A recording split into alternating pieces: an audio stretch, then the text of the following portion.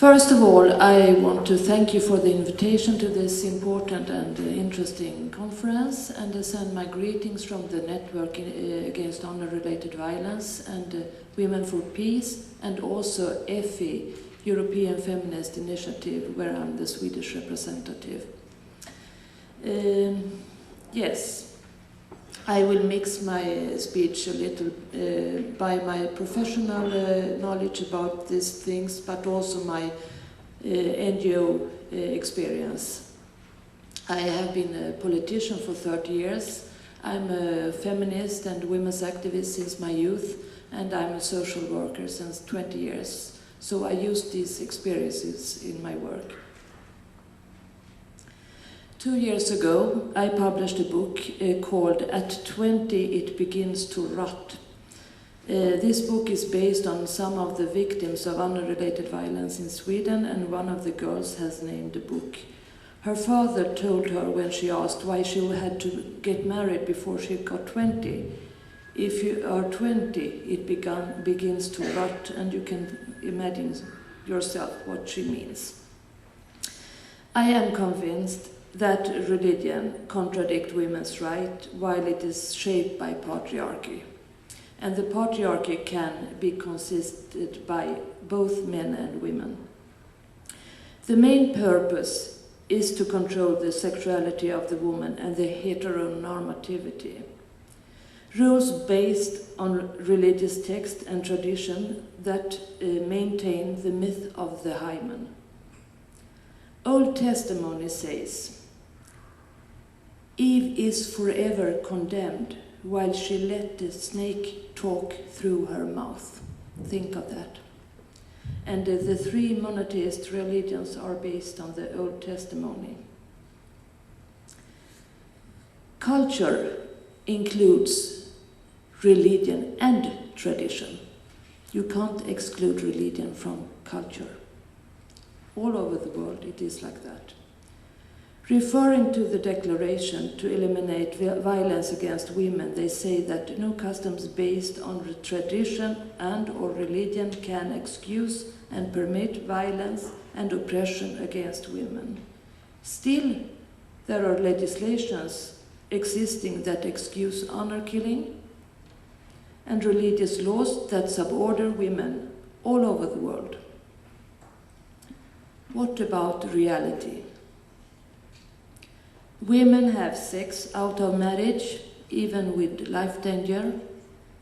Women do abortions when they get pregnant, legal or illegal.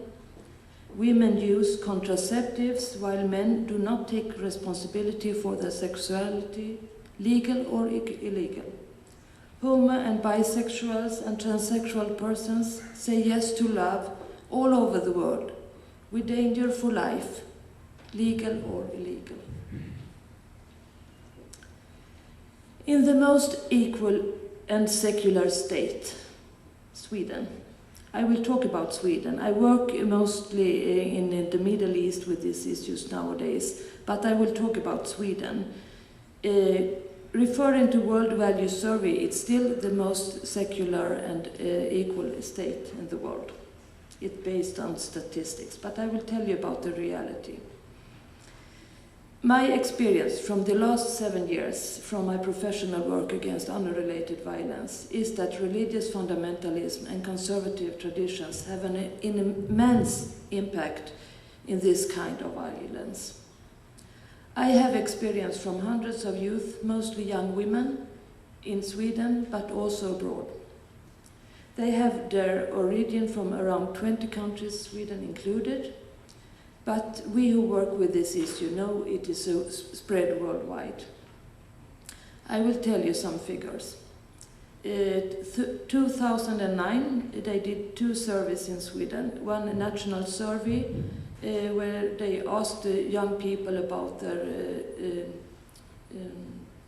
how they can choose partner later in life. And the survey shows that 70,000 Swedish young persons don't think they can choose their partner later in life. They are in danger for forced marriage. They did another survey in Stockholm, 2,000 students. It showed that 16% of the girls and 7% of the boys were strictly limited in their life space and strictly controlled and lived under unrelated kind of oppression. Of course, this have some other reasons too. In Sweden, we have these problems since centuries. I discovered it in my work when I worked as a social worker already for 20 years ago in the Roma group with forced marriage and child marriage. But we also have taken a lot of refugees. 1/5 of the Swedish population is of a foreign background. We took most Iraqi refugees in the whole Western world. Only one town, Södertälje in Sweden, took more Iraqi refugees than the whole United States. So we haven't dealt with that problem enough, of course. We have to do something about it. But it's not the only reason. We also have a big impact of religion in politics in Sweden since decades. For example, the biggest Swedish party, the Social Democrats, they have a section that's called the Christian Social Democrat Brotherhood. And they collaborate with the Muslim Brotherhood since years.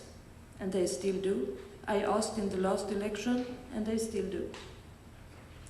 We have also a lot of politicians supporting free school, so-called free school. I heard you have it in England now also. And they have supported the religious schools. They are increasing in Sweden. In Sweden, we also allow examination of a non-existing hymen done by healthcare, state and tax money. And they reconstruct in public healthcare expensive costs in private clinics. They maintain a myth of a virginity from the religious text and plead for sex within the marriage.